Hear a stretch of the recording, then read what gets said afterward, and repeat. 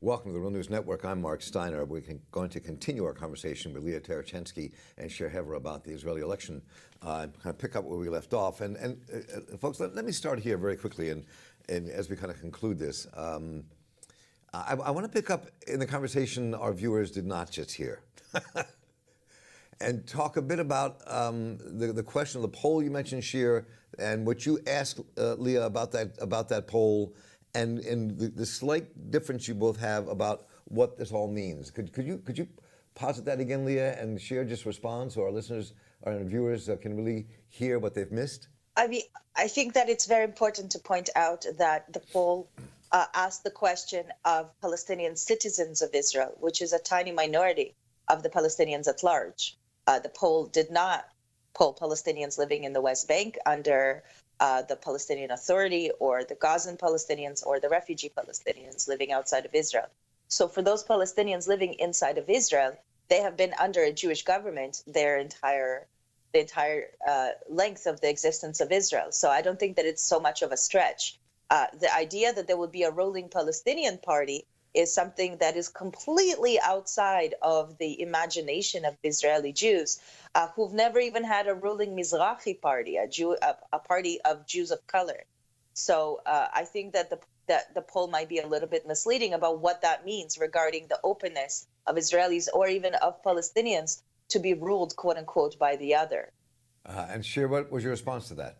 No, I thank you for this clarification, Leah. The only reason that I brought up this poll is to say that Jewish voters in the Israeli elections are holding on to their privilege, and they vote in a kind of tribal way only for their own Jewish parties, while the Arab Palestinian citizens of Israel, if they participate in the election, they do so more out of strategic reasons and as a way to try to influence the political system in a way that will create a space for them to live in. And I think the fact that so many of them chose not to participate in the election this time is maybe the most important story of this election that happened this week. Well, so let's talk about that just for a minute. So we're talking about 150,000 voters who did not vote, and you're positing, Shir, that most of those people who did not vote are Palestinian Arabs who are citizens of Israel. Is that what you're saying? No, not exactly. I'm saying that out of Palestinian citizens of Israel that voted in the year 2015, the previous election, this time 150,000 less have used the right to vote. Right. That's very significant. That's almost 1/5 of the voters that decided not to participate in this election.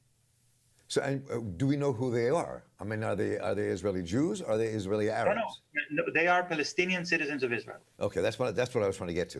That's significant, because there was a big battle before the election inside the Palestinian communities within Israel over whether to participate in this election or not, and clearly that had some effect. Well, I think you have to remember that in the last elections, hours before the polls closed, in the last-ditch effort to get the right-wing Israelis and to appeal to the Israeli baseline racism towards Palestinians, the prime minister went on air and declared completely fictitiously that the Arabs were amassing on the voting polls and that they're going to vote their parties into power.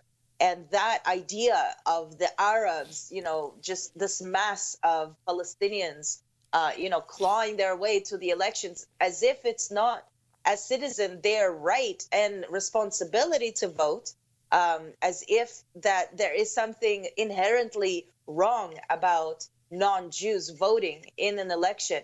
That idea, which was called by the international press as racist, but which was seen as perfectly logical by the vast majority of Israelis, if you fast forward to this election, what ironic thing is happening, actually, is that by and large, as Shir said, most of the Palestinians did not vote at all because as a form of protest against the apartheid law that passed, the nation-state law. But also, in the last election, Netanyahu lied and said that lefties, Israelis who are against apartheid, were helping bring Palestinians to vote. That was total fiction. But in this election, it actually happened. Oren Ziv of 972 magazine actually reported about how because of the forced urbanization of the Bedouin Palestinian people in the Negev desert, they needed help getting to the election, and Israeli lefties have actually been busing Bedouins to the election. So I think that even with that push, what Shir said is exactly right, which is in the last election, the voting percentage amongst Palestinian citizens of Israel was above 60. Now it was in the low 30s. And that's still higher than the Palestinian boycotts of the elections that we've seen in previous years. So let me read this quote here. Speaking of 972, Michael Omerman in 972 magazine wrote about the elections. He said, I wrote that these elections in a previous article are a choice between resignation and despair, or a choice between the bad status quo and something even worse. So what do you think about that analysis? What does this election say about the future, given what Michael just said in his piece, but also Netanyahu has made it clear that he wants to literally annex parts of the West Bank to become literally part of Israel via the settlement. So how do you see Michael's quote, and what do you think the future portends here? Shir, go ahead. I think that's expecting too much. What is expecting too much? It's expecting too much from the Israeli political system. We didn't cover so intensively the election that happened in Egypt last year, because when al-Sisi won with about 90%, there was no surprise there. Nobody calls Egypt a democracy. We're just making sometimes the mistake of calling Israel a democracy, and it is not. That if you are despaired or frustrated, like Michael Omerman, it's because you have expectations that are not realistic. What we're looking for is a struggle to change the very system of government and to create democracy in the area of Israel-Palestine. And that is not going to happen through the polls, through the Israeli polls, because you have a population of 13 million people living under Israeli control, under Israeli laws and the Israeli military and so on, paying taxes to the Israeli government, but only 49% of these people are Jews, and yet 80% of the votes are in the hands of Jews. That is apartheid. And under these conditions, what is Michael Omerman expecting exactly? That somehow Jewish Israelis will decide to use their votes for the other side? I don't think that's realistic. I think that's why Palestinians are looking for ways to change the political system and to get the vote. How do you interpret that, Leah? I think that Shir is right. I think that despair and frustration is the result of a disconnect between the reality and your expectations. And I think that Michael Omerman is a journalist who has a very, very keen understanding of the reality that he lives in. As the editor-in-chief of 972, he has reported extensively about the apartheid nature of Israel. So I don't think that there's any lack of understanding of the reality. I think that despair is also another symptom of hope. And I think that as a person who lives in Israel, who is raising a family in Israel, Michael still has it. And I think that that is something that we should admire rather than deride. On the other hand, I definitely think that Israel, which is a country in which a tiny party with one seat can have a massive influence on politics, where the average citizen's political engagement is much, much higher than in Europe or in North America, where politics is something that is an everyday reality and discussed every day and fought over every day, where the reality of gender equality is very, very far and deteriorating. In this kind of environment, political change is something that happens all the time.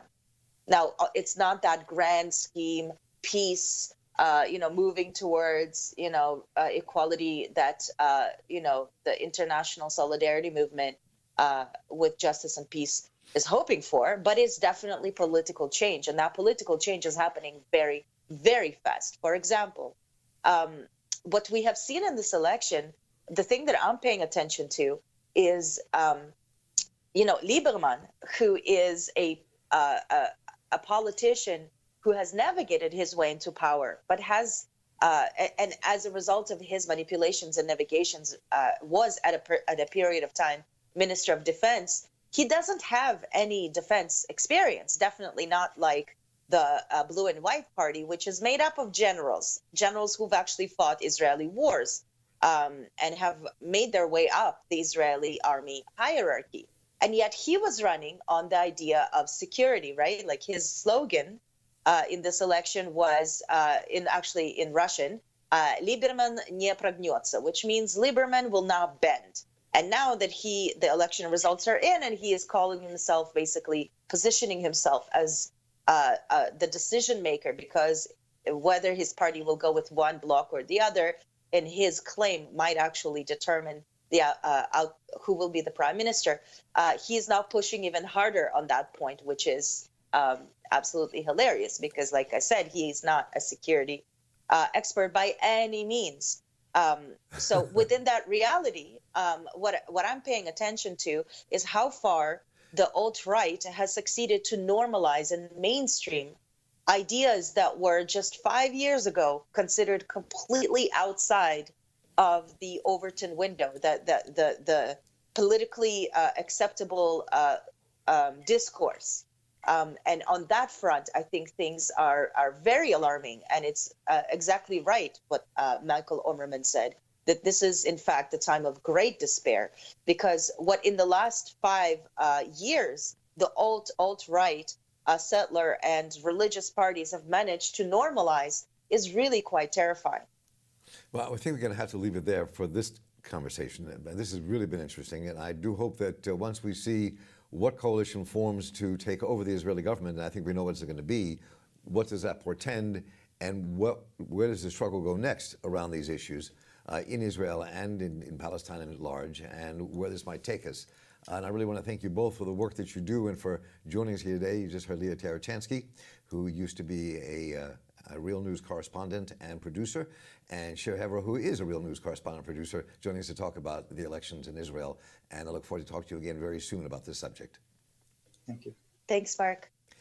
And I'm Mark Steiner here for the Real News Network. Thank you all for joining us. Take care.